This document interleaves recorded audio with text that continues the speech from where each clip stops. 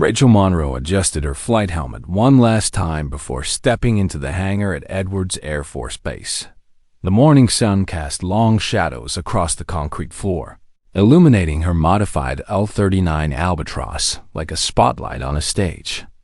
At 42, she moved with the fluid precision of someone who had spent more time in cockpits than boardrooms, more hours dancing with death at supersonic speeds than most people spent commuting to work. The aircraft before her was a masterpiece of engineering rebellion. What had started as a standard Czech trainer had been transformed into something that made aeronautical engineers lose sleep and budget departments file complaints. Every modification had been carefully calculated, tested, and retested until the machine hummed with lethal efficiency. Rachel ran her fingers along the fuselage, feeling the subtle vibrations that told her everything was perfect. Commander Monroe called Tech Sergeant Williams, approaching with a clipboard and the weary expression of someone who had seen too many hotshot pilots push too hard. Your flight plan shows restricted airspace penetration at sustained high velocity. The tower wants confirmation on your clearance level. Rachel smiled, the kind of expression that held secrets. Presidential directive, Sergeant? Unlimited flight authorization. The paperwork should be in your system under Operation Velocity Ghost. Williams glanced at his tablet, his eyebrows rising as classified markers filled his screen. Ma'am, I've never seen clearance codes this high. Are you sure about this flight profile?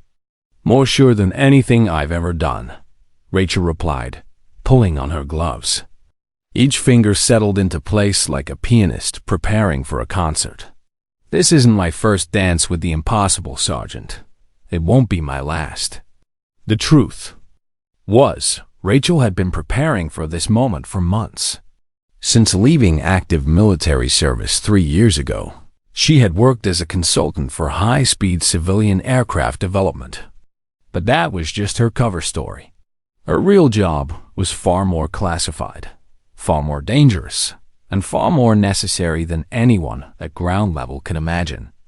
Operation Velocity Ghost was a Pentagon initiative designed to test America's aerial defense capabilities against next-generation threats. Rachel was the threat. Her mission was simple in concept but terrifying in execution. Push aircraft beyond their known limits and see if the nation's best pilots could keep up.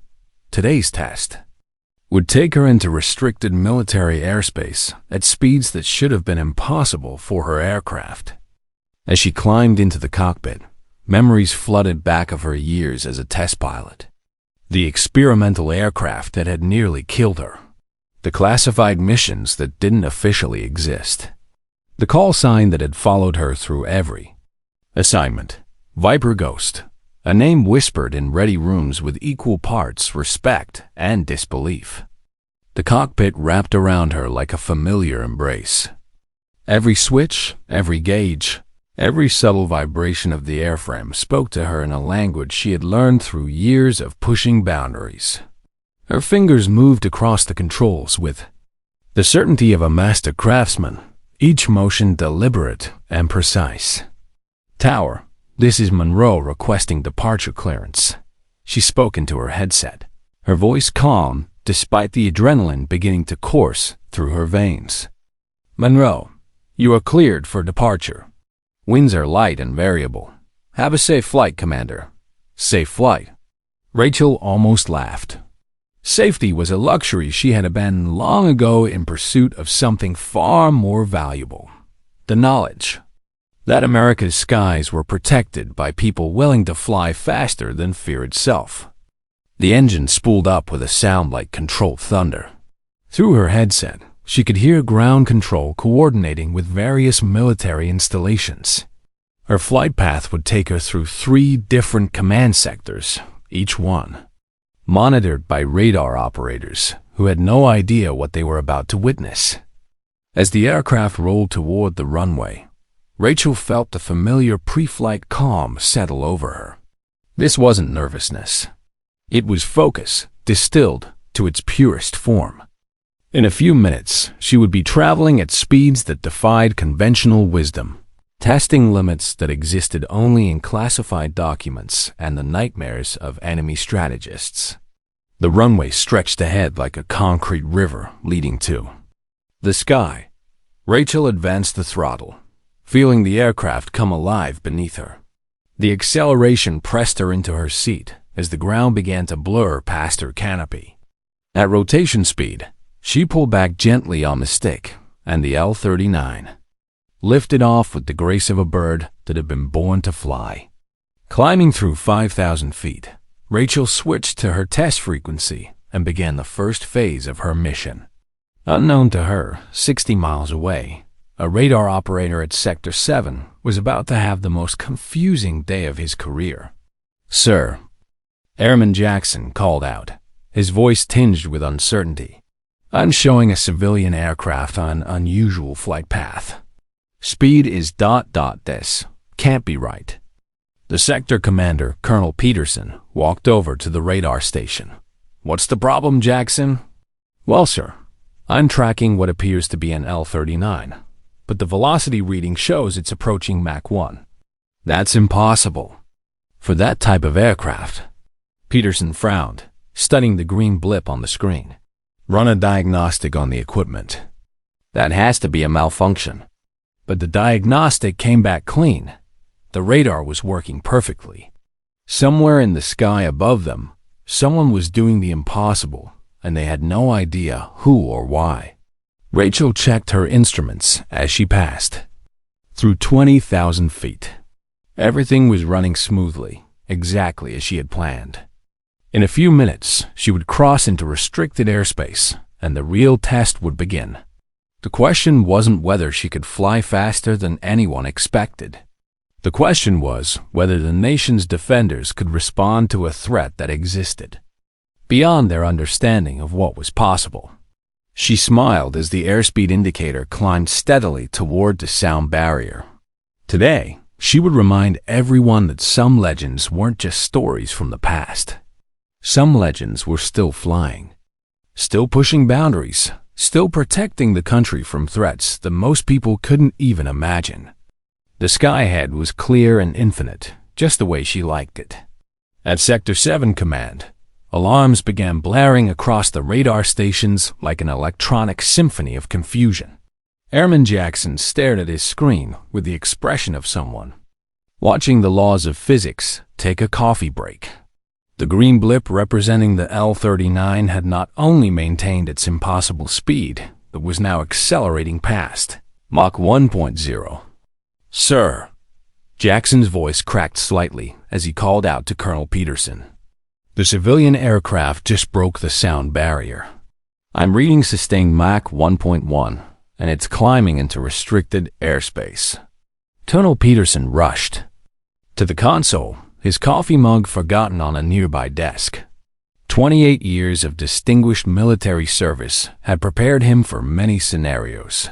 But watching a supposed civilian trainer aircraft casually shatter the sound barrier wasn't one of them. "Are you absolutely certain the equipment is functioning correctly?" "Yes, sir. I've run every diagnostic we have." The radar signature matches an L-39 Albatross, but the performance data is completely outside normal parameters. Jackson's fingers trembled slightly as he tracked the aircraft's progress. "Sir, whatever is flying that thing, they're making it look easy." Peterson grabbed the secure phone connecting him directly to the fighter squadron.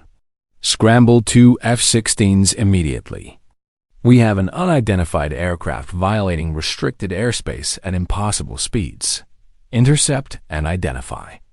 Within minutes, 2 fighting Falcons were screaming into the stratosphere, their afterburners painting bright orange trails across the morning sky.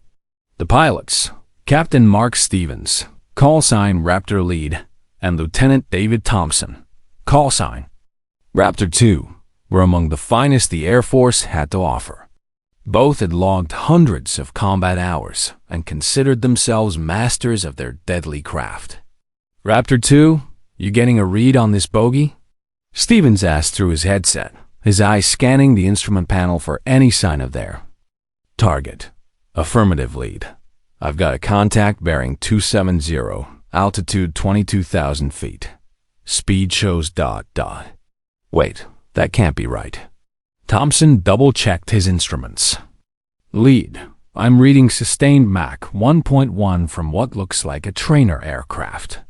Stevens felt a flicker of uncertainty. In his experience, civilian aircraft didn't break the sound barrier, and they certainly didn't maintain supersonic speeds with the casual ease his instruments were indicating. Stay sharp, too. Either our equipment is malfunctioning, or we're about to meet the boldest civilian pilot in aviation history. High above them, Rachel monitored the approaching fighters through her radar warning receiver. Right on schedule. She had flown this scenario dozens of times in different locations, testing the response times and capabilities of various fighter squadrons. Today's test subjects were from the 144th Fighter Wing, known for their exceptional training and aggressive tactics. Through her headset, she could hear the open chatter between the two F-16 pilots. Their voices carried the confident swagger of elite aviators who had never encountered anything they couldn't handle. Rachel recognized the tone because she had once sounded exactly the same way, back when she thought the sky had limits. Raptor lead to unidentified aircraft. Stevens transmitted on the emergency frequency. You are exceeding safe speeds in restricted airspace. Reduce velocity immediately and respond. Rachel maintained radio silence, continuing her steady course. At Mach 1.1, this was part of the test protocol. The intercepting pilots needed to experience genuine uncertainty, the kind that couldn't be replicated in training simulations. They had to face the possibility that their assumptions about aircraft capabilities might be completely wrong. Raptor. To the lead. Thompson's voice carried a note of confusion. I've got a visual on the target. It definitely looks like an L-39, but there's something different about it. The modifications are extensive. Stevens squinted through his canopy at the aircraft ahead of them.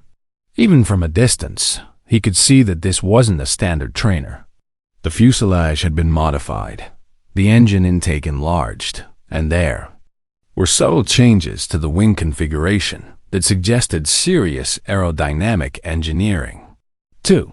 Have you ever seen civilian modifications like that? Negative lead.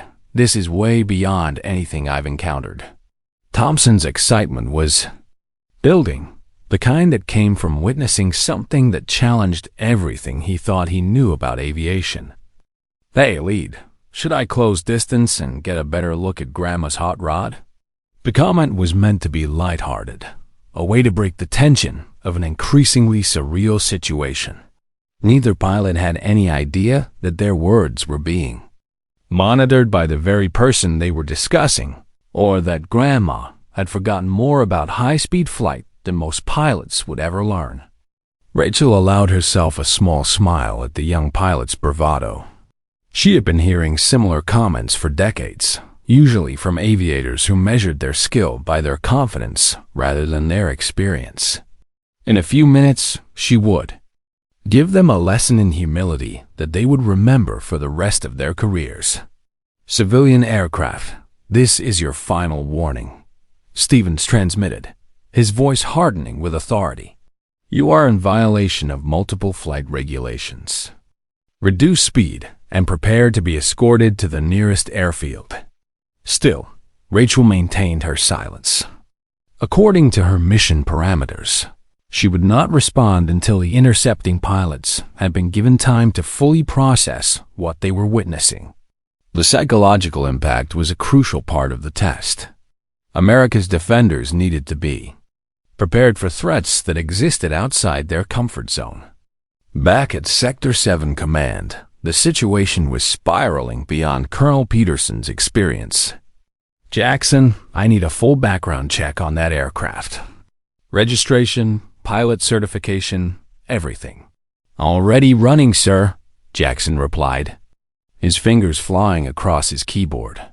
But sir, the speed this aircraft is maintaining. Even our F-16s are having to push hard to keep up. This isn't just unusual, it's unprecedented. Peterson watched the radar display with growing unease. In all his years of command, he had never seen anything like this. The unidentified aircraft was maintaining perfect formation discipline, while casually exceeding the performance parameters of some military jets. Either they were witnessing the greatest aviation breakthrough in decades, or someone with extraordinary skills was flying a machine that shouldn't exist. "Sir," Jackson's voice suddenly changed, becoming tight with tension. "I'm receiving encrypted identification codes from the aircraft. What classification level?" "Highest possible, sir." "Presidential clearance." Jackson's face went pale as data flooded his screen. "Sir, the pilot identification is coming through now." Peterson leaned over Jackson's shoulder, his eyes widening as text appeared on the classified display. "Aircraft identification. Commander Rachel Monroe. Call sign, Viper Ghost. Clearance level, unlimited directive. Do not interfere." The command center fell silent except for the hum of electronic equipment. Every officer present had heard whispers of the name Viper Ghost, stories passed down through squadrons like aviation folklore. But none had ever expected to see that legendary call sign appear on their own radar screens. Peterson's hand shook slightly as he reached for the radio. "Raptor flight, abort intercept immediately. I repeat, abort intercept and maintain respectful distance. High above." Stevens received the transmission with complete bewilderment. "Command, say again?" "Did you say abort intercept?" "Affirmative, Raptor lead. The pilot is Viper Ghost. Do not approach.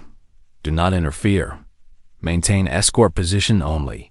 The silence on the radio frequency was deafening.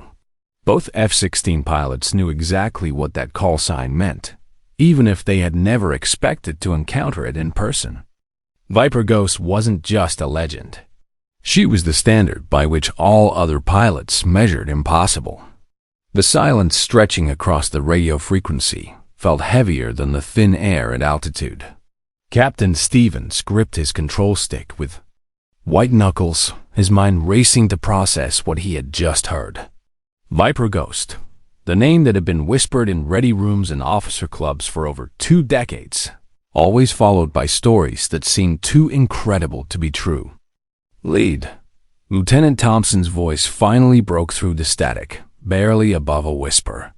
"Did command just say what I think they said?" Stevens stared through his canopy at the L-39, maintaining perfect formation ahead of them. The aircraft looked almost serene at Mach 1.1, as if supersonic flight was as natural as breathing. 2. I think we just went from intercepting a rogue civilian to escorting American aviation royalty.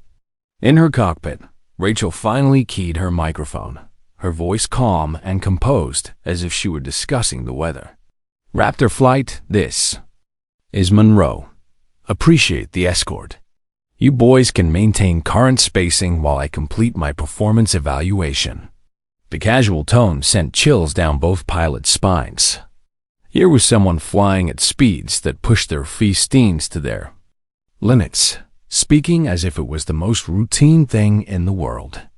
Stevens had to clear his throat twice before he could respond. "Yes, ma'am, Commander Monroe. We'll maintain position.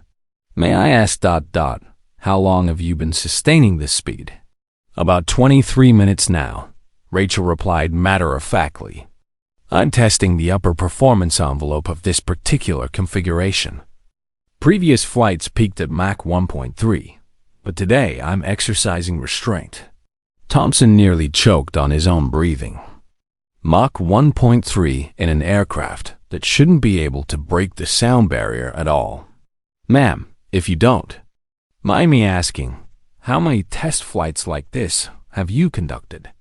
Rachel glanced at her logbook, secured to her kneeboard with dozens of similar entries. "The speed profile? 43 times. This particular aircraft is attempt number 12. In the current series."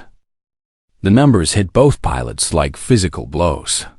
While they had been celebrating their ability to barely keep pace with her, she had been running this exact test dozens of times. What seemed impossible to them was routine procedure for her.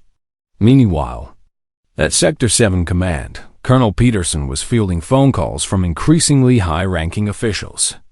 The Pentagon wanted answers. NORAD was asking questions. Even the Joint Chiefs were demanding to know why F-16s had been scrambled against America's most classified test pilot.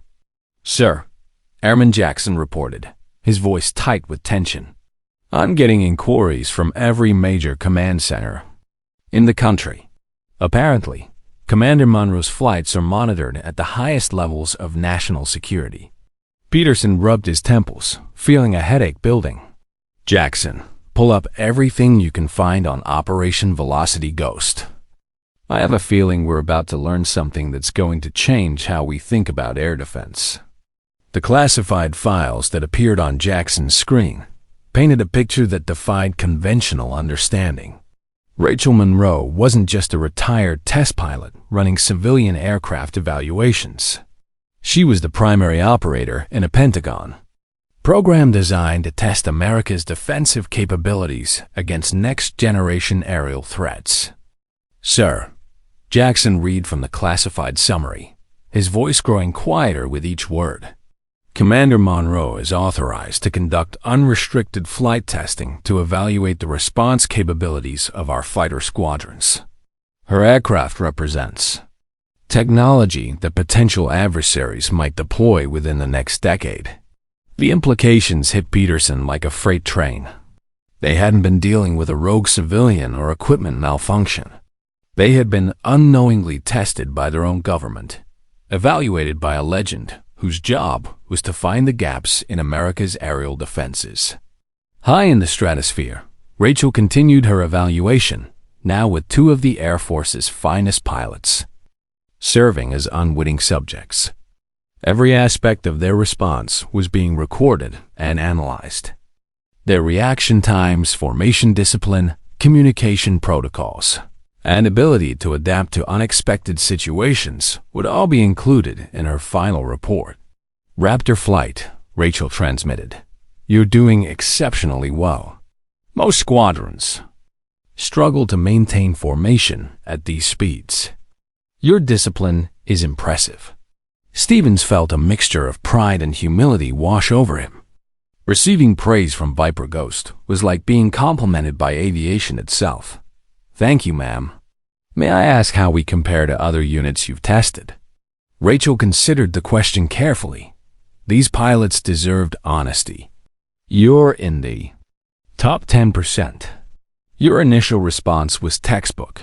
Your formation discipline is excellent, and you've adapted to an unprecedented situation with remarkable composure. Your squadron should be proud." The words carried weight that both pilots understood. This wasn't empty flattery from a superior officer. This was professional assessment from someone whose opinion could influence national defense policy. "Ma'am," Thompson ventured, "have other squadrons failed these tests?" Rachel's response was measured but telling. "Failure isn't the right word. Every unit I've tested has provided valuable data. But you're asking that question while maintaining perfect formation at Mach 1.1. That tells me you haven't failed."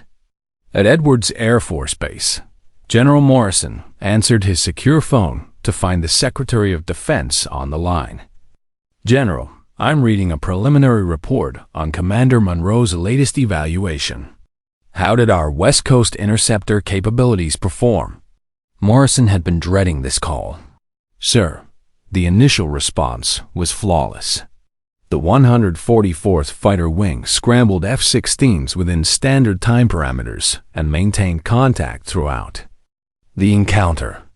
However, the psychological impact of encountering sustained supersonic flight from an unidentified civilian aircraft was ... significant. Meaning?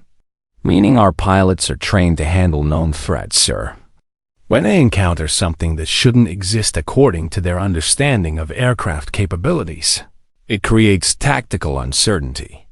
Commander Monroe's evaluation will help us address those knowledge gaps." The secretary was quiet for a moment. "General, based on preliminary data, how would our forces respond to multiple aircraft with similar capabilities?" Morrison felt his stomach drop. The question revealed the true scope of what Rachel was testing. "Sir, if an adversary deployed a squadron of aircraft with performance characteristics similar to Commander Monroe's test platform, our current intercept protocols might prove inadequate." Back in the sky, Rachel was approaching the final phase of her test. She had gathered enough data on the F-16 pilot's capabilities and psychological responses. Now it was time to see how they handled the unexpected. "Raptor flight, I'm beginning descent and speed reduction. Maintain your current position, but be prepared for rapid changes in my flight profile." Stevens and Thompson acknowledged, both pilots tensing for whatever came next. Flying with a legend was intimidating enough without the added uncertainty of not knowing what she might do. Rachel pulled back on her throttle and began a gradual descent, her airspeed dropping from Mach 1.1 to a more conventional 900 knots. But instead of simply slowing down, she began a series of precision maneuvers that demonstrated exactly why her call sign had become synonymous with the impossible. Banking left in a perfect 30-degree turn, she maintained exact altitude control while adjusting her speed with surgical precision. Then came a climbing spiral that showcased her aircraft's modified performance envelope, followed by a descent that seemed to defy aerodynamic principles. "My God," Thompson whispered over the internal communication channel. "She's not just flying that thing. She's conducting a symphony." Stevens watched in awe as Rachel demonstrated maneuvers that would have been challenging at subsonic speeds, all while transitioning smoothly through various velocity profiles. 2. I think we're witnessing something that's going to be talked about in flight schools for the next 50 years. Rachel's voice came through their headsets one final time. "Raptor flight, thank you for the escort. Your performance today exceeded expectations and will be reflected in my official evaluation. You've represented the United States Air Force with distinction." As her aircraft banked away toward a different heading, both pilots were left with the profound realization that they had just been part of something far larger than a routine intercept. They had been tested, evaluated, and ultimately approved by a living legend whose mission was to ensure America's skies remained secure against threats that most people couldn't even imagine. The legend of Viper Ghost would continue, carried forward by two more pilots who now understood that some stories weren't just folklore. Some legends were still flying. At the Pentagon, in a windowless briefing room 3 levels below ground, 5 of the nation's highest-ranking military officials gathered around a conference table laden with classified documents. The folder at the center bore a simple marking: Operation Velocity Ghost, Priority Alpha Classification. Secretary of Defense William Harrison opened the session with the weight of someone carrying secrets that could reshape national security policy. "Gentlemen, Commander Monroe has completed her assessment of West Coast intercept capabilities. Our findings are ... concerning." General Morrison, his uniform bearing ribbons from 3 decades of service, leaned forward with the intensity of someone who understood the implications. "How concerning, sir?" Harrison lifted a thick report from the classified folder. "Our pilots performed admirably within the parameters of their training. However, when confronted with aircraft capabilities that exceed their doctrinal understanding, psychological factors begin to override tactical training." Admiral Richardson, representing naval aviation, studied the preliminary data on his tablet. "Sir, are we talking about a few seconds of hesitation or genuine tactical degradation?" "Genuine degradation," Harrison replied grimly. "Commander, Monroe's aircraft demonstrated sustained supersonic flight in a platform that shouldn't be capable of breaking the sound barrier. The intercepting pilots spent crucial seconds questioning their equipment rather than responding to a potential threat. The room fell silent as the implications settled over the assembled officers. America had built the world's most advanced air defense network based on assumptions about what was possible. If those assumptions were wrong, the entire system became vulnerable. General Patterson, whose responsibility included homeland defense, spoke carefully. "Sir, how realistic is the threat profile Commander Monroe represents?" Harrison nodded to Morrison, who activated a large display screen. Satellite imagery filled the room, showing aircraft construction facilities in 3 different countries. Intelligence suggests that at least 2 potential adversaries are developing aircraft with performance characteristics similar to Commander Monroe's test platform. The images were sobering. Sleek, unconventional aircraft designs that looked more like science fiction than contemporary military hardware. But the intelligence assessments were clear. These weren't theoretical concepts. They were active development programs approaching operational status. "The question," Harrison continued, "is whether our current defensive posture can adapt quickly enough to address threats that exist outside our conventional understanding of aircraft capabilities." Meanwhile, 600 miles away, Rachel was conducting her post-flight debrief in a secure facility at Edwards Air Force Base. Across from her sat Colonel Martinez, the base's intelligence officer, whose job was to analyze the strategic implications of each Velocity Ghost mission. "Commander, your evaluation of the 144th Fighter Wing's response?" Martinez asked, his pen poised over a classified notepad. Rachel sipped her coffee, the same steel thermos she had carried through dozens of combat deployments. "Excellent pilots. Exceptional training, superior equipment. They responded exactly as their doctrine dictated." "Ooh, but doctrine assumes threats will conform to known parameters. When I exceeded Mach 1 in an aircraft they knew shouldn't be capable of supersonic flight, they experienced cognitive dissonance. For approximately 37 seconds, they questioned their instruments rather than responding to my aircraft. As a potential threat, Martinez scribbled notes rapidly. 37 seconds might not sound significant to civilians, but in aerial combat, it was an eternity. How does this compare to previous evaluations? Rachel consulted her own notes. Pages filled with precise observations from dozens of similar encounters. Consistent pattern across all test subjects. When confronted with impossible performance, even elite pilots experience momentary paralysis. The more experienced the pilot, the longer they spend trying to rationalize what they're seeing. The implications were clear to both officers. America's finest pilots were so well trained within established parameters that they struggled to adapt when those parameters proved inadequate. "Recommendations?" Martinez asked. Rachel leaned back in her chair, her expression thoughtful. "Expand the training envelope. Introduce scenarios that challenge pilots' assumptions about what's possible.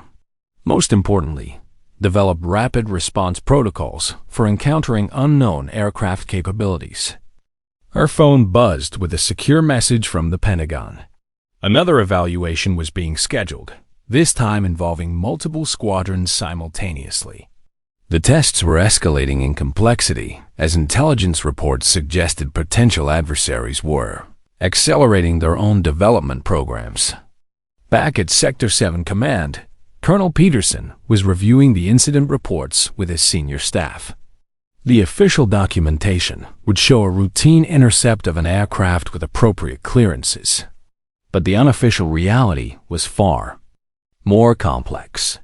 "Sir," Airman Jackson approached with a troubled expression, "I've been analyzing the radar data from Commander Monroe's flight. Her aircraft's performance characteristics don't match anything in our database." Peterson examined the printouts Jackson provided. Speed profiles, altitude changes, acceleration curves, all impossible according to conventional aerodynamics. Jackson, this information is classified at the highest levels. It doesn't leave this room. Understood, sir. But if enemy aircraft have similar capabilities, then we need to be prepared for threats that don't appear in our training manuals. Peterson finished grimly. That evening, in the officers' club at Nellis Air Force Base, Captain Stevens and Lieutenant Thompson sat at a corner table, nursing beers and trying to process what they had experienced. Around them, other pilots engaged in the usual post-flight banter, unaware that two of their colleagues had just encountered aviation history in person. "Mark," Thompson said quietly, using Stevens' first name instead of his call sign. "What we saw today, how do we even begin to explain it?" Stevens stared into his beer, still seeing Rachel's aircraft maintaining impossible speeds with casual precision. "We don't explain it, Dave. We learn from it. That woman just showed us that everything we thought we knew about the limits of flight might be wrong. Do you think there are others like her?"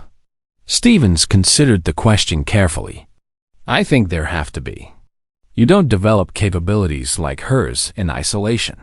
Somewhere, there are other pilots pushing boundaries we didn't even know existed." Neither pilot realized how accurate that assessment was. At that moment, across the country, 3 other Velocity Ghost operators were conducting similar evaluations against different fighter squadrons. Rachel wasn't alone in her mission to test America's aerial defenses.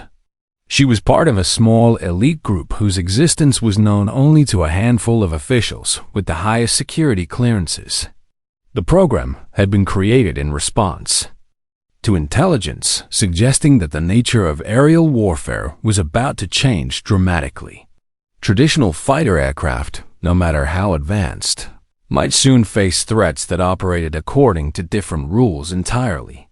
Rachel drove home through the Nevada desert, her modified L-39 secured in a classified hangar behind her. The stars above were the same ones she had navigated by during night missions in aircraft so classified they officially didn't exist. But tonight felt different. The tests were becoming more frequent, the scenarios more complex, the implications more serious. Her phone rang with a call from a number she recognized but had hoped not to see. The Pentagon was accelerating the timeline for Operation Velocity Ghost.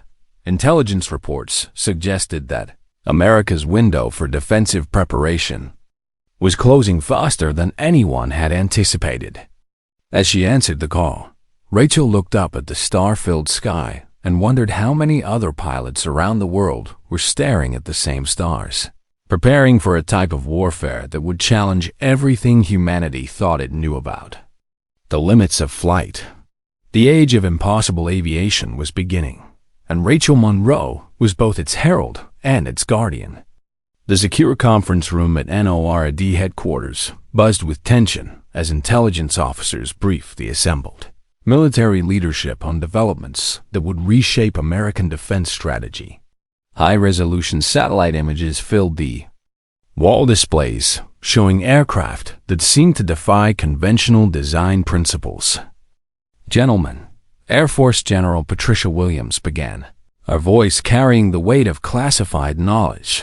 "What you're about to see represents a paradigm shift in aerial warfare capabilities." The first image showed a sleek Delta Wing aircraft, photographed at a facility in Eastern Europe. Its unusual proportions and exotic materials suggested performance characteristics far beyond traditional fighter jets. Intelligence designation, Unknown Alpha 7, General Williams continued. Estimated performance envelope includes sustained supersonic flight, extreme altitude capability, and radar signature smaller than a conventional trainer aircraft. Admiral Thompson, representing Naval Intelligence, activated his tablet to display additional classified data. "Sir, we've identified similar development programs in at least 3 countries. The technology appears to be advancing rapidly, with operational deployment estimated within 18 to 24 months. The room fell silent as the implications became clear. America's air superiority, maintained through superior technology and training for decades, was about to face challenges that existing doctrine couldn't address. General Morrison leaned forward, his expression grim. "How does this relate to Operation Velocity Ghost?" Williams nodded to her aide, who activated a video feed showing Rachel's recent test flight. "Commander Monroe's aircraft represents our best estimate of enemy capabilities. Our evaluations have revealed critical gaps in our defensive responses." The video showed radar tracks of Rachel's L-39 maintaining Mach 1.1 while intercepting F-16s struggled to match her performance.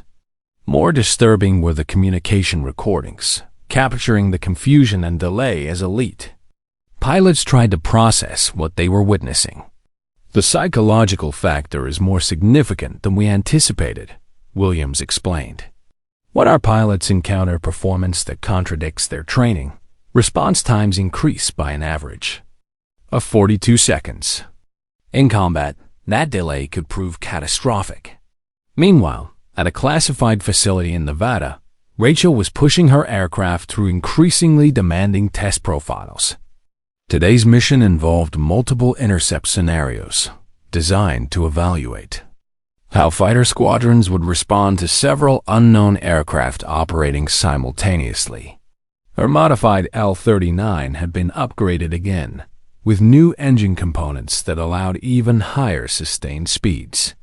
The aircraft now represented the cutting edge of what intelligence suggested enemy forces might deploy within the next 2 years. "Tower, this is Monroe requesting clearance for Test Profile 7.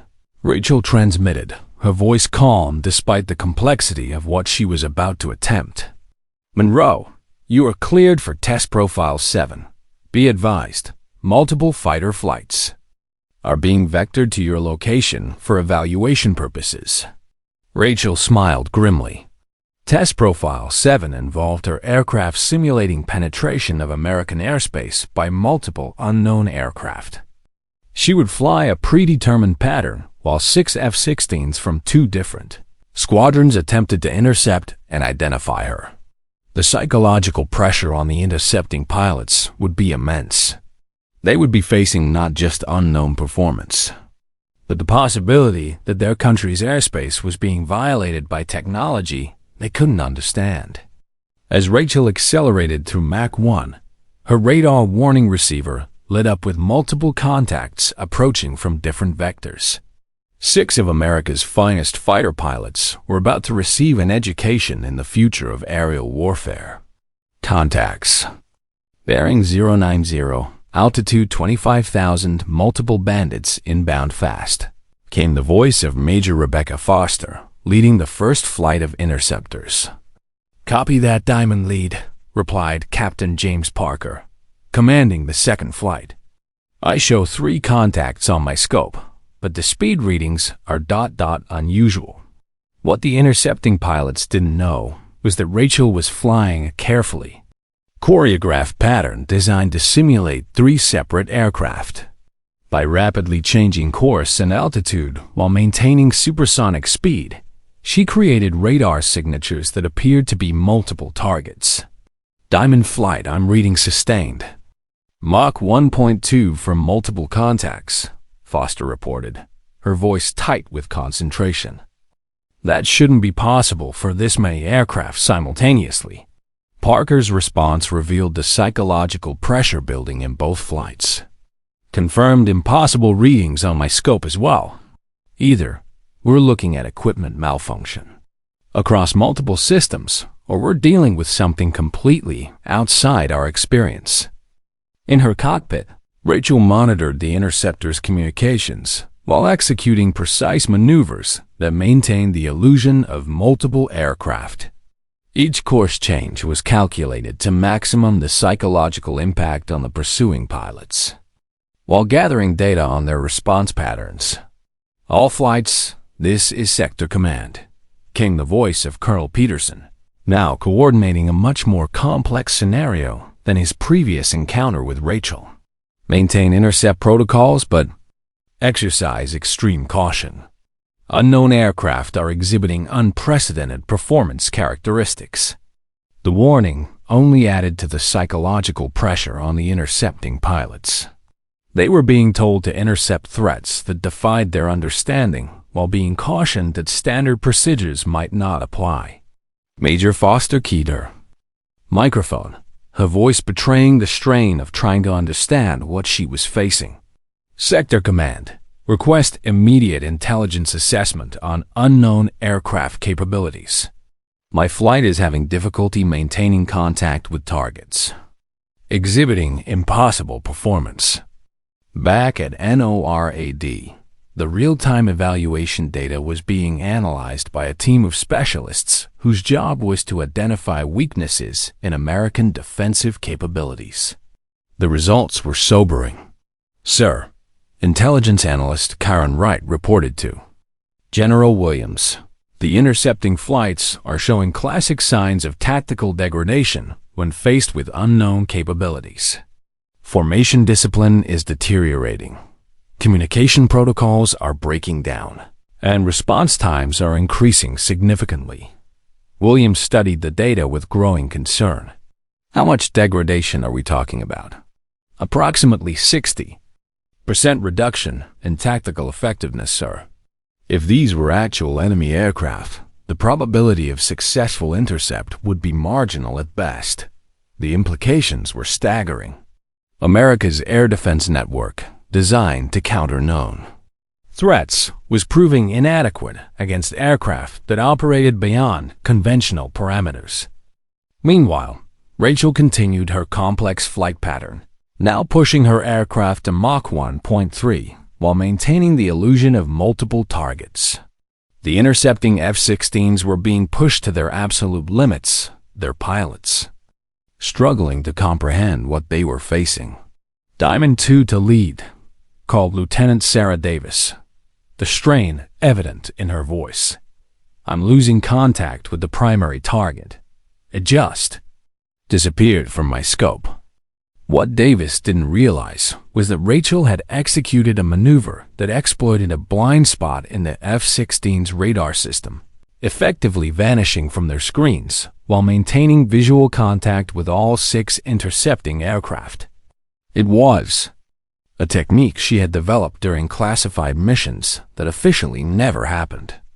All flights maintain search pattern, Foster commanded, but her voice betrayed the uncertainty that was spreading through both squadrons. Unknown aircraft have demonstrated capabilities beyond our current understanding. In the Pentagon situation room, Secretary Harrison watched the real-time evaluation with growing alarm. General Williams, what's the assessment of our pilots' current effectiveness? Sir, if this were an actual combat scenario, we would have lost positive contact with enemy aircraft multiple times. Our interceptors are being systematically outmaneuvered by technology they don't understand. Harrison's expression darkened. And if there were actually 3 aircraft instead of Commander Monroe simulating multiple targets, sir, our defensive capability would be compromised. The psychological impact of facing impossible performance has created tactical paralysis among some of our finest pilots. Rachel, monitoring the chaos she was creating among the intercepting flights, felt no satisfaction in demonstrating their limitations. These were good pilots flying excellent aircraft, but they were being asked to counter threats that existed outside their training envelope. Sector Command, this is Monroe. She finally transmitted, breaking her tactical silence. Concluding test profile. All aircraft are cleared to return to base. The relief in the interceptors' voices was palpable. Major Foster's response carried the weight of someone who had just confronted the limits of her own understanding. Roger, Monroe. This has been educational. As the F-16s departed, Rachel began her own return to base, her mission complete. But her concerns growing. Each test revealed the same troubling pattern. America's finest pilots, when confronted with capabilities beyond their doctrinal understanding, experienced degraded performance that could prove catastrophic in actual combat. Landing at Edwards Air Force Base, Rachel was met by Colonel Martinez and a team of analysts whose job was to translate her observations into actionable intelligence. The debriefing would be extensive, covering every aspect of the interceptors. Responses and identifying specific areas where training protocols needed revision.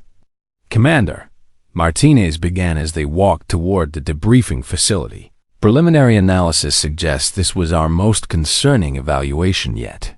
Rachel nodded grimly. The psychological factor is more significant than we anticipated, Colonel. When pilots encounter performance that contradicts their understanding of what's possible, they don't just slow down. They sometimes freeze completely. The debriefing session lasted 4 hours, covering every second of the complex encounter.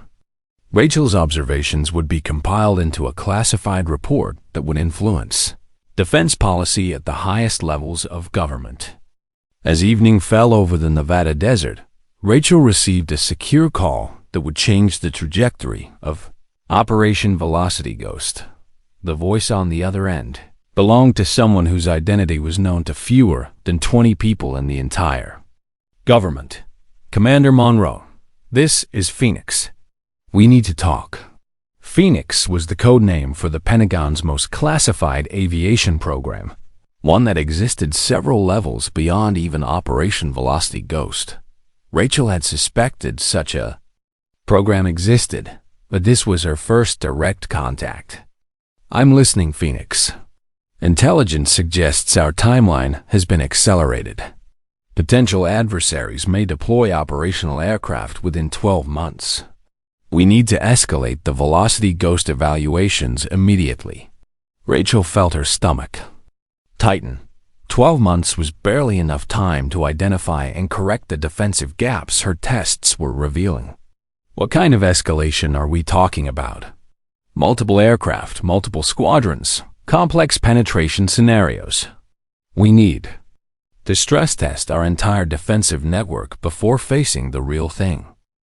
As Rachel ended the call, she looked up at the star-filled Nevada sky and realized that her role in protecting America's airspace was about to become far more demanding. The age of impossible aviation wasn't approaching. It was already here. And the nation's defenders had less time to prepare than anyone had imagined. The Situation Room at Peterson Air Force Base hummed with activity as officers coordinated the most complex air defense exercise in American history. Operation Thunder Shield would involve 8 fighter squadrons, multiple radar installations, and one modified L-39 flown by a pilot whose capabilities had begun to worry the Pentagon's highest-ranking officials. General Patricia Williams reviewed the exercise parameters with growing unease. Gentlemen, today's evaluation will push our defensive network to its absolute limits. Commander Monroe will simulate a coordinated penetration by multiple unknown aircraft across 4 different attack vectors. The assembled officers studied the classified briefing materials with expressions ranging from professional concern to barely concealed anxiety. Intelligence reports suggested that potential adversaries were closer to deploying next-generation aircraft than anyone had publicly acknowledged. Sir, Colonel Bradley Anderson, commanding officer of the 347th Fighter Wing, spoke carefully. My pilots have been briefed on the unusual performance characteristics they may encounter. However, morale is complicated. Williams understood the colonel's diplomatic language. Word had spread through the fighter community about encounters with Viper Ghost.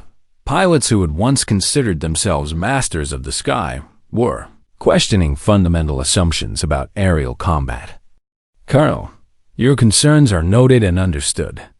However, the intelligence picture requires us to prepare for threats that challenge conventional doctrine. Your pilot's performance today may influence national defense policy for the next decade. Meanwhile, at a classified hangar in Nevada, Rachel was conducting final preparations on her aircraft. The L-39 had been modified yet again. incorporating technology that pushed the boundaries of what was physically possible within the constraints of her mission parameters. Tech Sergeant Williams approached with a maintenance report and an expression of professional concern. "Commander, all systems check out, but I have to ask, are you sure this airframe can handle what you're planning?" Rachel smiled, the expression of someone who had spent years dancing with death at supersonic speeds. "Sergeant, this aircraft and I have been through situations that would make today's flight look like a routine training mission. Trust the engineering and trust the pilot." But privately, Rachel shared some of the sergeant's concerns. Today's mission would push her aircraft beyond anything she had attempted in previous evaluations. She would be simulating multiple aircraft while executing maneuvers that would strain both machine and pilot to their limits. "Tower, this is Monroe requesting clearance for Operation Thundershield," she transmitted, settling into her cockpit with the familiar ritual of someone preparing for battle. "Monroe, you are cleared for Thundershield. Be advised, multiple fighter flights are positioned across all approach vectors." "Good hunting, Commander. Good hunting."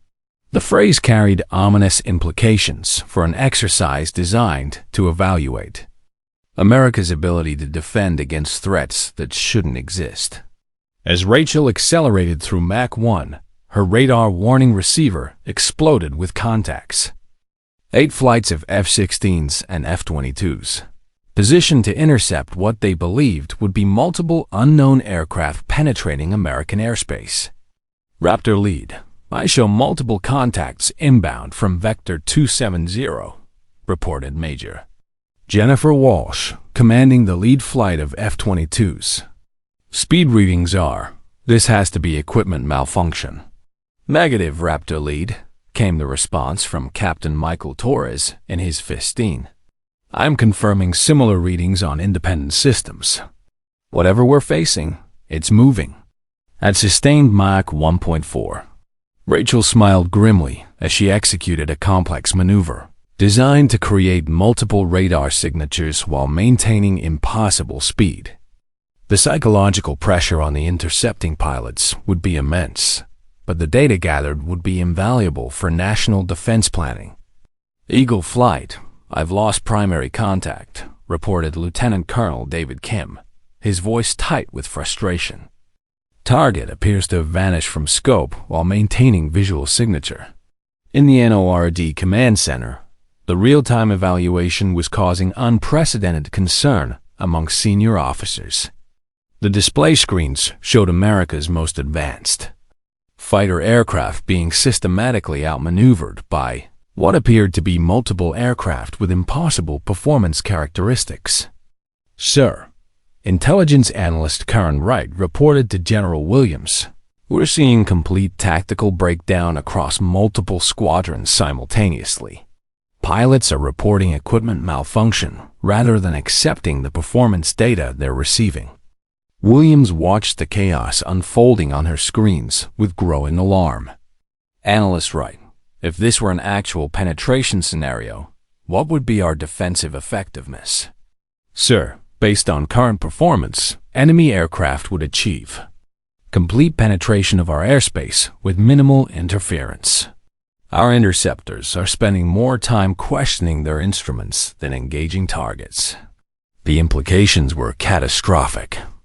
America's air defense network, built on assumptions about aircraft capabilities and pilot psychology, was proving inadequate against threats that operated beyond conventional parameters. Meanwhile, Rachel was pushing her evaluation to its most demanding phase. Flying at Mach 1.5, she began executing maneuvers that demonstrated the full capabilities of next-generation aircraft. The intercepting fighters were being pushed beyond their operational limits, their pilots struggling to maintain contact with a target that defied their understanding of what was possible. "All flights, this is Thundershield Command," came the voice of Colonel Peterson, now coordinating the most complex air defense exercise in history. Unknown aircraft are demonstrating capabilities beyond current threat assessment parameters. Maintain intercept attempts but exercise extreme caution. The warning only added to the psychological pressure, crushing the intercepting pilots. They were being asked to engage threats that challenged the fundamental principles of their training, while being told that standard procedures might not apply. Major Walsh keyed her microphone, her voice betraying the strain of trying to understand what she was facing. Thunder Shield Command, requesting immediate tactical guidance. My flight is unable to maintain effective engagement with targets exhibiting impossible performance characteristics. The response from command was silence. There was no tactical guidance for facing threats that shouldn't exist. In her cockpit, Rachel monitored the deteriorating situation among the intercepting flights while maintaining her complex flight pattern. The psychological impact on America's finest pilots was more severe than anyone had anticipated. Some were beginning to question not just their equipment, but their own capabilities as aviators. Diamond lead to command came a transmission. From Captain Rebecca Foster, her voice edged with something approaching panic. I need immediate confirmation that this is an exercise. My instruments are showing performance characteristics that violate known physics. The desperation in Foster's voice revealed the true cost of Operation Thunder Shield. In demonstrating the inadequacy of current defensive doctrine, Rachel was also shattering the confidence of pilots who had dedicated their lives to mastering their craft. At the Pentagon, Secretary Harrison was receiving real-time reports from the exercise with growing horror. General Williams, are we witnessing the complete breakdown of our air defense capabilities? Sir, what we're witnessing is the inadequacy of our current doctrine when faced with next-generation threats. Our pilots aren't failing. They're encountering capabilities that their training didn't prepare them for. Harrison studied the tactical displays showing multiple fighter flights in various states of confusion and tactical breakdown. General, if enemy aircraft with these capabilities were deployed tomorrow, would our defensive network hold? Williams' response was immediate and chilling. No, sir. Based on current performance, enemy aircraft would achieve complete air superiority within hours of engagement. As Rachel concluded the most complex phase of her evaluation, she realized that Operation Thunder Shield had achieved its objective, but at a cost that no one had anticipated. America's air defense network had been revealed as inadequate for next-generation threats, but the psychological impact on the nation's pilots might prove even more damaging than the tactical limitations.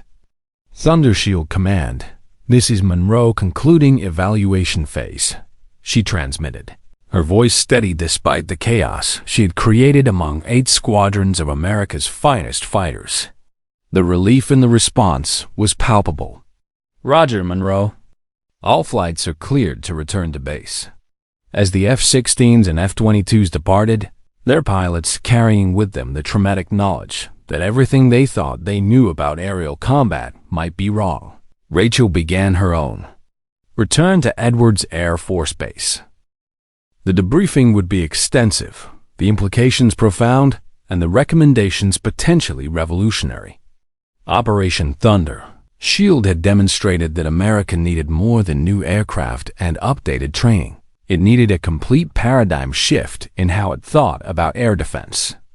But as Rachel watched the last of the intercepting fighters disappear toward their home bases, she wondered if the psychological damage to America's pilot community might prove more significant than the tactical insights her evaluation had provided. Some lessons, she reflected, came at a cost that couldn't be measured in dollars or training hours. Some truths were too devastating to bear, even when they were necessary for national survival. The Pentagon's most secure briefing room had never hosted a meeting quite like this one.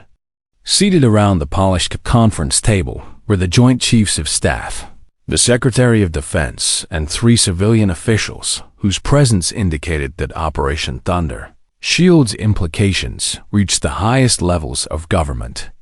Secretary Harrison opened the session with documents that would reshape American defense policy.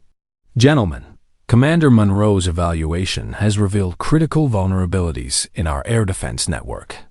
The findings are unprecedented. General Williams activated the wall displays, showing tactical data from the previous day's exercise. Operation Thunder Shield demonstrated systematic failure across multiple fighter squadrons when confronted with next-generation aircraft capabilities. Our defensive effectiveness degraded by approximately 78%. The numbers hit the assembled officials like physical blows. America's air superiority, maintained through technological and tactical dominance for decades, had been revealed as potentially obsolete. Admiral Richardson leaned forward, studying the classified assessment reports. General, are we talking about temporary tactical confusion or fundamental inadequacy of our defensive doctrine? Fundamental inadequacy, sir. When our pilots encounter performance characteristics that contradict their training, they experience what intelligence analysts are calling paradigm paralysis. They literally cannot process threats that exist outside their doctrinal understanding. Chairman of the Joint Chiefs General Patricia Morrison spoke with the gravity of someone carrying the weight of national security. What are Commander Monroe's recommendations for addressing these vulnerabilities? Williams consulted Rachel's detailed after-action report, 23 pages of observations that would influence military training for the next generation. Complete revision of pilot training protocols, development of new engagement doctrines for unknown capabilities, and immediate acceleration of our own next-generation aircraft programs. Meanwhile, at Edwards Air Force Base, Rachel was conducting individual debriefings with pilots from Operation Thunder Shield. The sessions were classified at the highest levels, designed to help aviators process encounters that challenged their fundamental understanding of flight. Major Jennifer Walsh sat across from Rachel in a secure briefing room, her expression still showing signs of the psychological strain from the previous day's exercise. Commander, I need to understand what I encountered up there. My instruments showed performance that shouldn't be possible. Rachel nodded with the understanding of someone who had spent years pushing beyond the boundaries of possibility. Major, everything your instruments showed you was accurate. The aircraft you encountered represents technology that potential adversaries may deploy within the next year. Walsh's face went pale. Ma'am, if that's true, then our current defensive capabilities are inadequate. Rachel finished gently. That's why exercises like Thunder Shield are necessary. We need to identify and address these vulnerabilities before facing them in actual combat. The psychological impact on America's pilot community was more severe than anyone had anticipated. Aviators who had spent years mastering their craft were suddenly confronting the possibility that their expertise might be insufficient for future threats. Captain Michael Torres was next, his usual confidence replaced by uncertainty that seemed to permeate his entire bearing. Commander Monroe, my flight experienced complete tactical breakdown yesterday. How do we prepare for threats that exist outside our understanding? Rachel's response was carefully considered. These pilots deserved honesty, but they also needed hope. Captain, your tactical breakdown occurred because you encountered something your training didn't prepare you for. The solution isn't to question your capabilities, it's to expand your training envelope. But privately, Rachel was concerned about the psychological damage Operation Thunder Shield had inflicted on America's fighter community. Confidence was a crucial component of pilot effectiveness, and yesterday's exercise had shattered assumptions that many aviators had built their careers upon. At NORAD headquarters, the analysis of Thunder Shield was revealing patterns that worried intelligence officials. Dr. Susan Park, the Pentagon's chief aviation psychologist, was briefing senior officers on the mental health implications of the exercise. Gentlemen, We're seeing classic signs of cognitive dissonance among pilots who participated in Operation Thundershield. Many are questioning not just their equipment, but their fundamental understanding of aviation. General Williams reviewed the psychological assessment reports with growing concern. "Dr. Park, what are the long-term implications for pilot effectiveness?" "Sir, if not properly addressed, we could see degraded performance across the entire fighter community. Pilots who lose confidence in their understanding of aerial combat become less effective in all situations, not just when facing next-generation threats." The implications were staggering. In attempting to prepare America's defenses for future threats, Operation Thundershield might have inadvertently damaged the psychological foundation of the nation's current defensive capabilities. Back at Edwards, Rachel was reviewing her final evaluation reports when she received a secure call that would change the direction of her career. The voice belonged to someone she hadn't spoken to in 3 years, but whose authority superseded everyone in the military chain of command. "Commander Monroe, this is Director Thompson, National Security Council. We need to discuss the implications of Operation Thundershield." Rachel felt her stomach tighten. Direct contact from the NSC meant that her evaluations had reached the attention of people who made decisions affecting global security. "Unavailable for discussion, Director." "Commander, your demonstrations have achieved their objective, perhaps too well. We now have clear evidence that our defensive capabilities are inadequate for next-generation threats. However, we also have a pilot community experiencing crisis of confidence." The accusation was implicit but clear. Rachel's success in exposing defensive vulnerabilities had come at the cost of damaging the morale and effectiveness of America's fighter pilots. "Director, the psychological impact was an unintended consequence of necessary evaluation. These vulnerabilities needed to be identified before facing actual enemy aircraft with similar capabilities." "Understood, Commander. However, we now face a delicate balance. We must address defensive inadequacies while restoring confidence among our pilot community. Your role in both objectives will be crucial." As Rachel ended the call, she realized that Operation Velocity Ghost was entering a new phase. Instead of simply identifying problems, she would now be tasked with helping to solve them. The transition from exposing weaknesses to building strength would require skills that went beyond flying impossible aircraft at impossible speeds. That evening, in officers' clubs across the country, fighter pilots gathered to discuss encounters that they couldn't fully understand. The conversations were hushed, classified, but the psychological impact was undeniable. America's aviation community was grappling with the realization that the sky they had mastered might contain challenges they weren't prepared for. At Nellis Air Force Base, Captain Stevens and Lieutenant Thompson found themselves at the center of discussions about encounters with Viper Ghost. Their initial meeting with Rachel had become the stuff of legend, but now that legend was overshadowed by the traumatic experiences of pilots from Operation Thundershield. "Mark," Thompson said quietly, "the guys from the 347th are really shaken up. They're questioning everything they thought they knew about flying."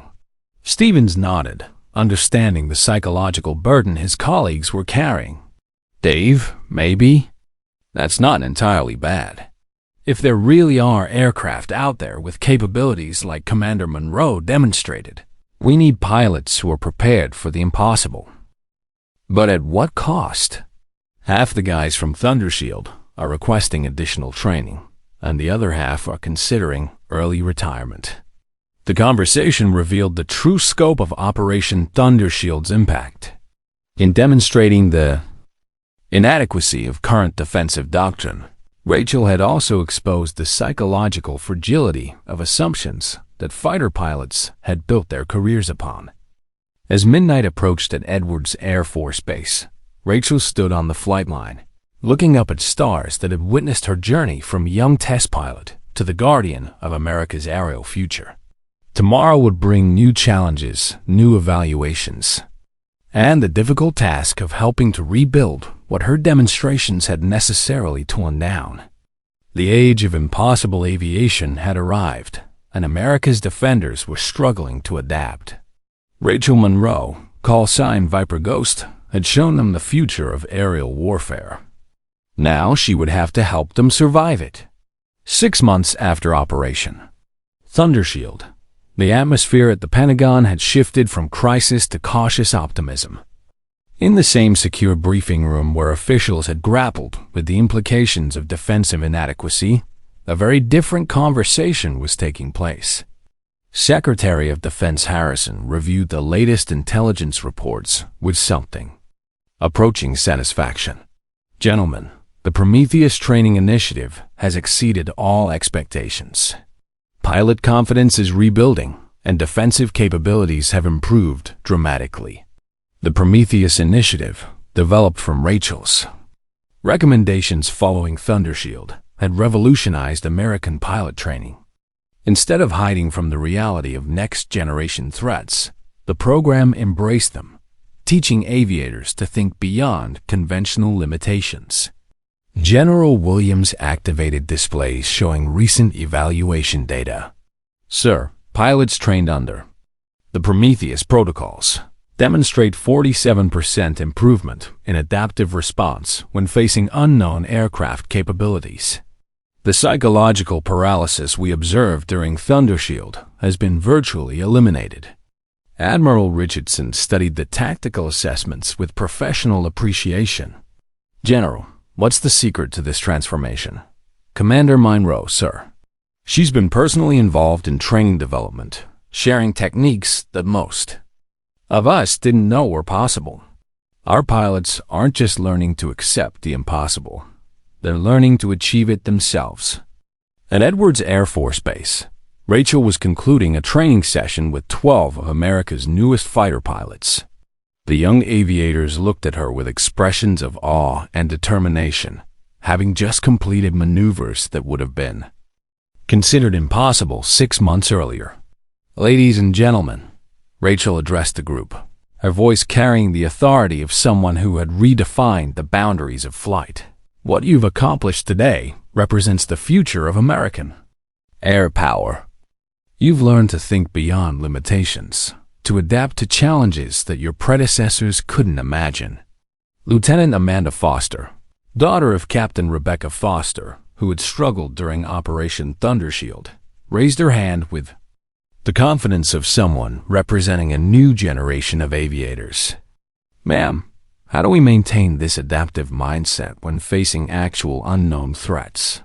Rachel smiled, recognizing the psychological strength that the Prometheus program had instilled in these young pilots. Lieutenant, the key is understanding that unknown doesn't mean impossible.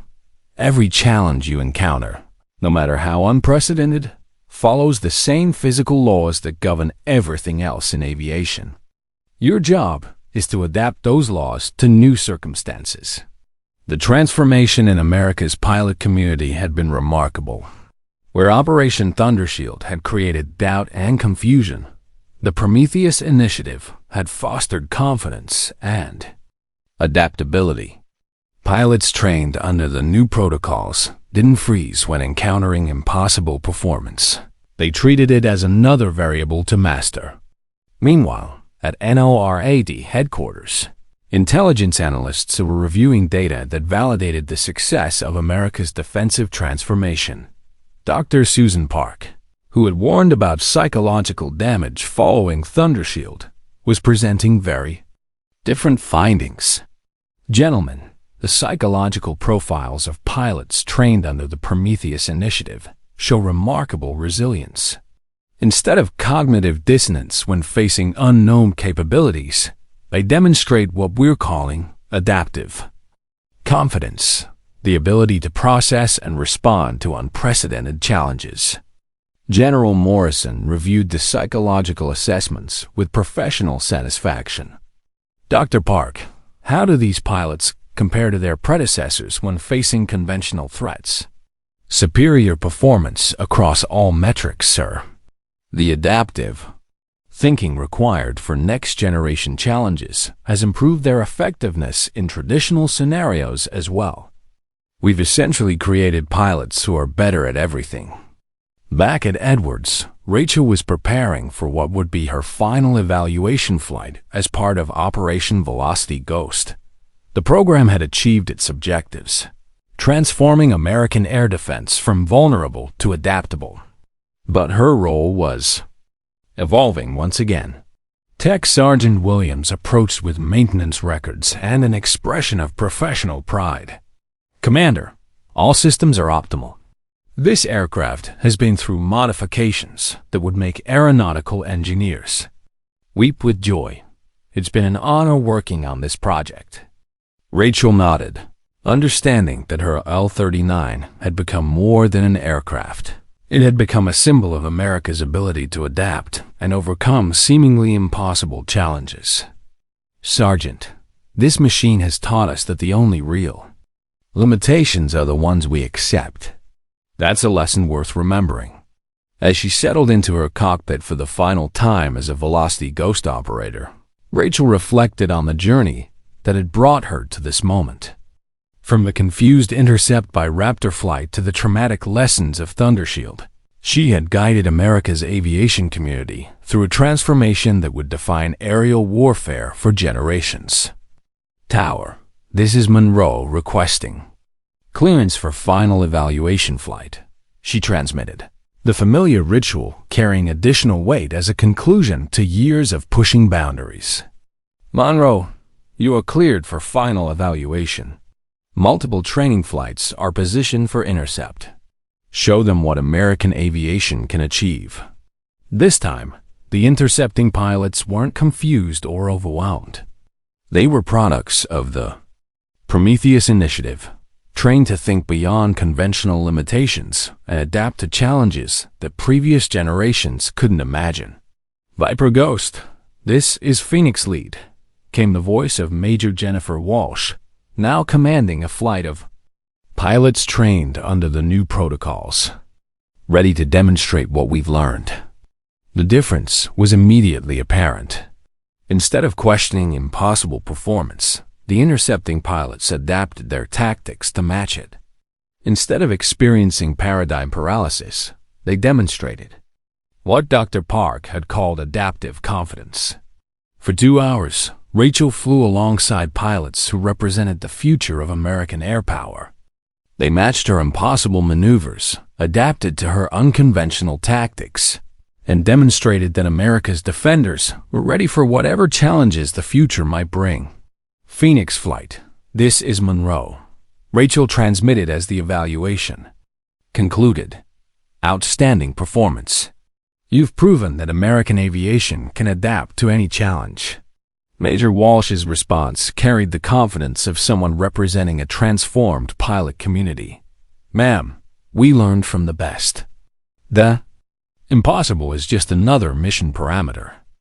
As Rachel landed at Edwards for the final time as a Velocity Ghost operator, she was met by officials whose presence indicated that her career was entering yet another phase.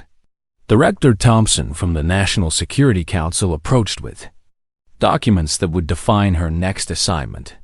"Commander Monroe, Operation Velocity Ghost has achieved complete success. American air defense capabilities have been transformed, and pilot confidence has been rebuilt stronger than ever. The President has asked me to discuss your next assignment." Rachel accepted the classified folder with the calm of someone who had spent years serving at the highest levels of national security. "Director, I serve at the pleasure of the President." "Commander, intelligence suggests that our success has not gone unnoticed by potential adversaries. They're accelerating their own next-generation programs. We need someone to evaluate international developments and ensure that America maintains its aerial advantage." The implication was clear. Rachel's role as a guardian of American skies was expanding beyond national borders. Her expertise in impossible aviation would now be applied to understanding and countering threats on a global scale. That evening, at the traditional post-flight gathering in the Edwards Officers Club, Rachel found herself surrounded by pilots whose careers had been transformed by her demonstrations. The conversations that had once been filled with confusion and doubt now buzzed with confidence and excitement about the future of aviation. Captain Stevens, now a major and instructor in the Prometheus program, approached with a glass raised. In tribute, "Commander, 6 months ago, you showed us that everything we thought we knew about flying might be wrong. Tonight, you've shown us that being wrong was the first step toward being better." Rachel accepted the tribute with the humility of someone who understood that her greatest achievement wasn't flying impossible aircraft. It was helping others learn to fly them too. As the evening wound down, Rachel stepped outside into the Nevada desert air, looking up at stars that had witnessed her evolution from test pilot to legend to teacher. Tomorrow would bring new challenges, new threats to evaluate, and new boundaries to push. But tonight she was content knowing that America's skies were protected by pilots who no longer feared the impossible. They had learned to embrace it, master it, and use it to defend the nation against threats that previous generations couldn't have imagined. The age of impossible aviation had arrived, and America was ready. In the distance, the sound of jet engines echoed across the desert as young pilots practiced maneuvers that would have been considered fantasy just months earlier. The ghost call sign that had once struck fear into enemy hearts now inspired confidence in American pilots who understood that legends weren't just stories from the past. Some legends were still flying, still teaching, still pushing the boundaries of what was possible in service of something greater than themselves. Rachel Monroe, call sign Viper Ghost, had shown them the future of aerial warfare. Now that future belonged to them. The stars above Nevada had witnessed the transformation of American aviation, and they would continue to shine on pilots who had learned that the only real limitations were the ones they chose to accept. 5 years later, Rachel stood before a classroom of international pilots at the newly established Global Aviation Defense Institute. Representatives from allied nations had come to learn the techniques that had transformed American air power, techniques that had been tested in real combat against adversaries who had indeed deployed next-generation aircraft. "Ladies and gentlemen," Rachel addressed the assembled aviators, her uniform now bearing insignia that marked her as Director of Advanced Flight Operations. "What you'll learn here will prepare you for aerial warfare that your predecessors couldn't have imagined." In the front row sat Major Jennifer Walsh, now a squadron commander whose pilots had successfully engaged and defeated enemy aircraft using adaptive techniques developed through the Prometheus initiative. Beside her, Captain Michael Torres wore the Distinguished Flying Cross, awarded for actions during the Pacific Crisis when his flight had encountered and defeated aircraft with capabilities that would have overwhelmed earlier generations of pilots. The classroom displays showed tactical footage from recent conflicts, where American and Allied pilots had faced exactly the kinds of threats Rachel had simulated years earlier. The difference was stark, where confusion and paralysis might once have prevailed. Adaptive confidence had led to decisive victories. "Ma'am," asked Wing Commander Elizabeth Harrison from the Royal Air Force, "how do we prepare our pilots for threats we haven't yet encountered?" Rachel smiled, the expression of someone who had spent years perfecting the art of preparation for the impossible. "Commander, the key is understanding that adaptability is a skill that can be taught. We don't train pilots to handle specific threats. We train them to think beyond limitations." After the session, Rachel walked across the Institute's flight line, where modified aircraft from multiple nations were being used to train the next generation of pilots. The sight filled her with quiet satisfaction. What had begun as a desperate attempt to identify American vulnerabilities had evolved into a global transformation of aerial warfare doctrine. Her secure phone buzzed with a message that brought back memories of calls that had changed the direction of her career. This time, the caller was President Catherine Martinez, whose administration had overseen the successful defense against the very threats Operation Velocity Ghost had prepared. "4. Commander Monroe." The president's voice carried the weight of someone who understood the debt America owed to Rachel's service. "I wanted to personally thank you for your contributions to national security. The recent conflicts proved that your warnings and preparations saved countless lives." Rachel felt the emotion she had kept carefully controlled for years beginning to surface. "Madam President, I was honored to serve. Seeing our pilots succeed against impossible odds was reward enough. Commander, there's something else. Congress has authorized a special recognition for your service. You'll be receiving the Presidential Medal of Freedom for your contributions to national defense." As Rachel ended the call, she reflected on the journey that had brought her from a test pilot, pushing boundaries, to an educator, preparing the world's finest aviators for an uncertain future. The medal was an honor, but the real reward was watching young pilots execute maneuvers she had once thought impossible, defending their nations with confidence born from adaptive training.